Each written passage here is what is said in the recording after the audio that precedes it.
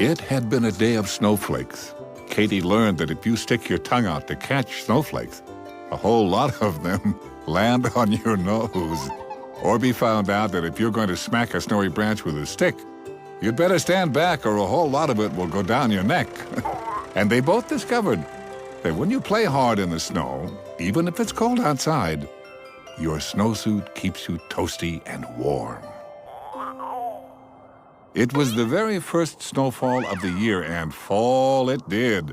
It covered up the whole neighborhood completely. And when the two friends saw the snow, they zipped themselves into their snow clothes and raced outside to play. The snow just kept drifting down. After lunch, for which they were very hungry, the two friends hurried right back outside to play some more. When Katie and Orbie shot out the front door, billows of whiteness greeted them. It was so white, they almost couldn't see anything for a moment. But soon, they saw a little red hat bopping along toward their front door. It was Yi Ping. Her dad waved from the street. Yi Ping told Katie and Orbie that it was the best snow day ever. By the time they were standing in the front yard, Arthur and Belkis had joined them too. Everybody wanted to have fun, and everybody wanted to have fun in a different way. Arthur wanted to make a huge snow fort. Orbie wanted to make a funny-looking snowman. The girls were a bit undecided. They thought maybe they would do something else. Arthur set to work, and so did Orbie, and they both called to the girls to play with them. The girls watched for a minute, trying to decide. Then Katie had a wonderful idea, and she whispered it to Yi Ping and Belkis. With a giggle and a little dance of joy, Katie, Belkis, and Yi Ping set to work. At first, it looked as if they were making a snowman. Orbie called to them to help him. Then they made a bit of a wall, and Arthur was sure they were making a fort, so he called to them to join him. But the girls weren't doing anything of the sort. Katie rolled and hauled and lifted the snow. Belkis pounded it and shaped it. Yi Ping packed and molded it as best she could. It was very interesting, whatever it was. Then Belkis had a wonderful thought and hurried off home. Yi Ping had another, and Katie another. And with all the wonderful thoughts, the girls disappeared. Arthur's snow fort was growing slowly, and so was Orbie's silly snowman. But both of them were intensely curious about what the girls were doing. The boys went over to look at what they had been building.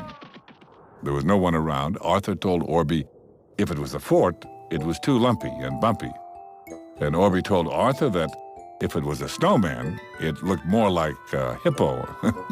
They both shook their heads. To tell the truth, they had no idea what the girls were up to. Katie came back with some big felt markers. There was turquoise, yellow, and red. And Yi Ping came back with some long strands of sparkly yarn left over from her mom's knitting. Belkis raced up with some big fat sequins to sprinkle on. As the girls worked together, they laughed every time one tried something and it looked good. The boys couldn't help but notice, and soon Orbie went over to Arthur and he burbled that even though what they were making was great, whatever the girls were doing was starting to sound like a whole lot more fun. And Arthur had to agree. They walked over to see the very interesting-looking project. It had dots and was sparkling with the sequins and strands of yarn. Orbie and Arthur stood there for a moment, trying to figure out what that cool-looking thing actually was. Belkis laughed as her sequins slid down the mounds of snow. They didn't stay on very well, but where they did, they looked terrific. Katie was working hard at polka dotting a colorful pattern all over their work, and Yi Ping was sticking sparkly bits of yarn in among the polka dots. Well, the boys stood there and waited. Finally, Orbie could wait no more. He tooted that whatever they were making, it looked fabulous. and he wondered if he and Arthur could help. Katie raced over and hugged her best friend Orbie and told him that of course they could help. Arthur wanted to help, but the truth was he had no idea what they were making. The three girls with bright rosy cheeks turned to him and said, "Snow art." Arthur looked, and all of a sudden he could see their plan, and he had a fabulous idea and hurried home. Orbie had an idea too, and in a pink blur he was gone. He returned holding some spiky cones made out of construction paper. He had been going to use them for paper hats, but putting them on the snow art seemed like the perfect idea.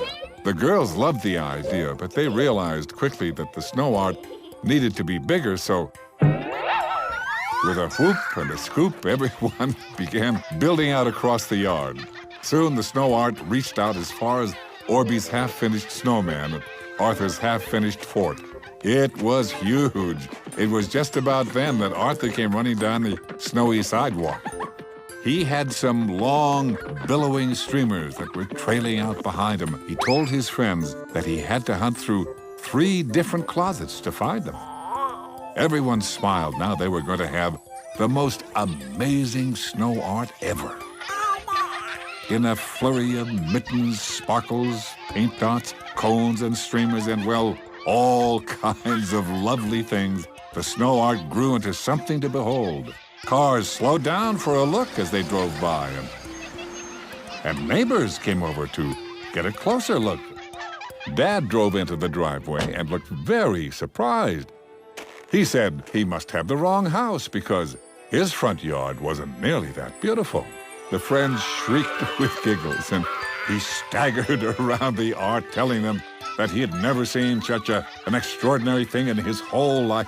Katie and Orbie and their friends were very happy with their snow art and had had a wonderful time making it. And maybe one day, if you have a big snowfall, you'll decide to make snow art too. If you do, I know it will be extraordinary just like you. Did you know?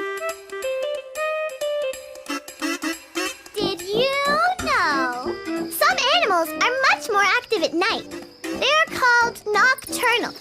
Bats, raccoons, and rats get all their work done at night and sleep during the day. Come to think of it, there are a lot of people like that too.